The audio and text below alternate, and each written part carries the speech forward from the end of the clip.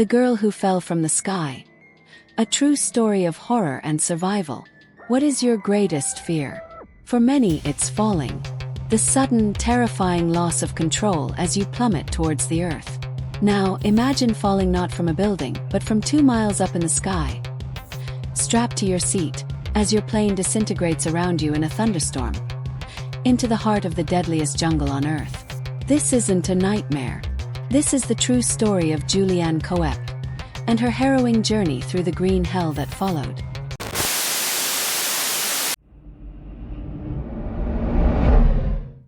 What is your greatest fear? For many, it's falling. The sudden, terrifying loss of control as you plummet towards the earth. Now, imagine falling not from a building, but from 2 miles up in the sky, strapped to your seat, as your plane disintegrates around you in a thunderstorm into the heart of the deadliest jungle on earth. This isn't a nightmare. This is the true story of Julianne Coep and her harrowing journey through the green hell that followed. The Girl Who Fell from the Sky. A true story of horror and survival. It was Christmas Eve, 1971. 17-year-old Julianne, a German girl living in Peru with her famous zoologist parents, was excited. She and her mother were flying on LANSA Flight 508 to meet her father for Christmas. The flight was supposed to be a short, 1-hour trip over the vast Amazon rainforest. At first, everything was normal. The passengers were relaxed, looking forward to the holidays. But outside the small window, the sky was beginning to change. The clear day turned into an ominous dark gray. Severe turbulence began to shake the plane violently. Objects flew around the cabin, and passengers began to scream. Julianne remembers her mother saying calmly, "Now it's all over."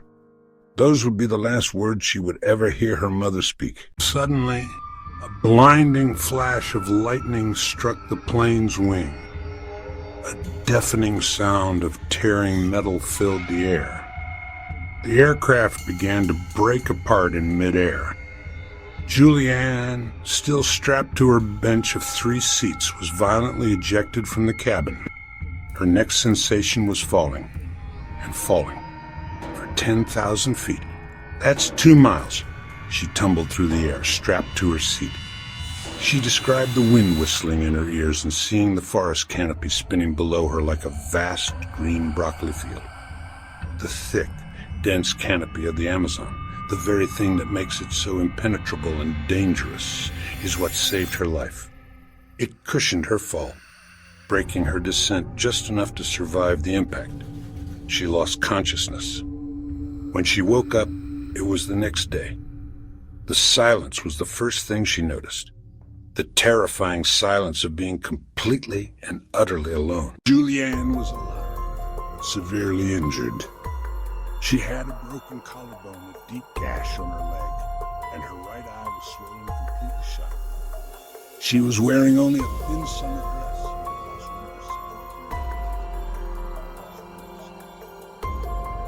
All she could find from the crash was a small bag of candy.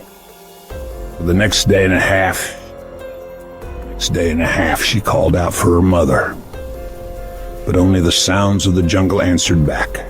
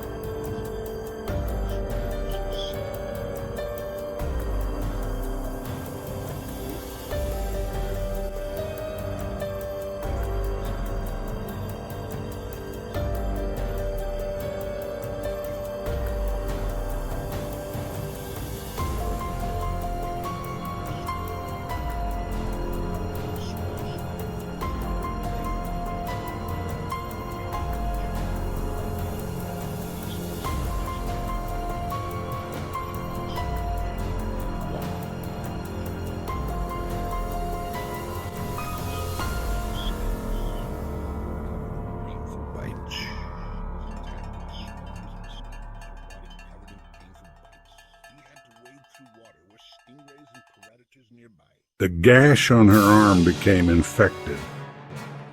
And then came one of the most horrifying details of her ordeal.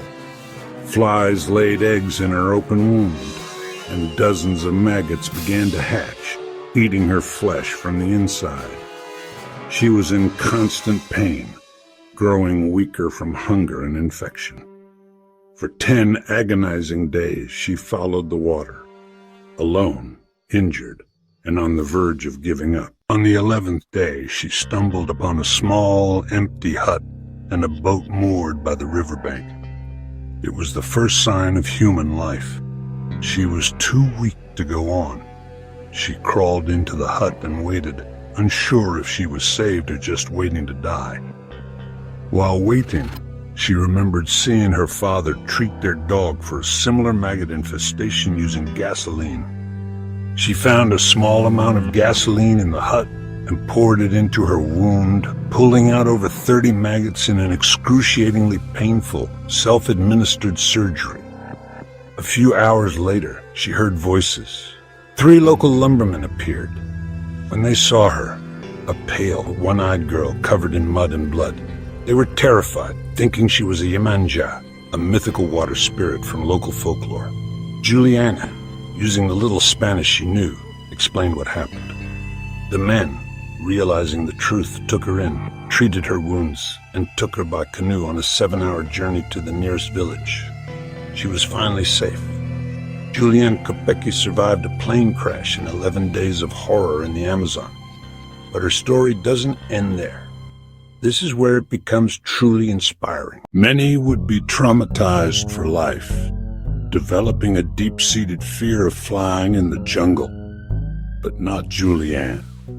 After recovering, she followed in her parents' footsteps and became a zoologist. The jungle, the place of her greatest trauma, became the focus of her life's work.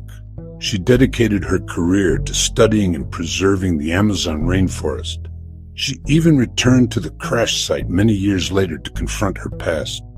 Julianne's story is not just one of survival against impossible odds. It's a profound testament to the power of knowledge, resilience, and the incredible strength of the human spirit to not only endure horror, but to find purpose and meaning within it. She didn't let the jungle destroy her. She made it her own. What did you find most incredible about Julianne's story? Let me know in the comments below.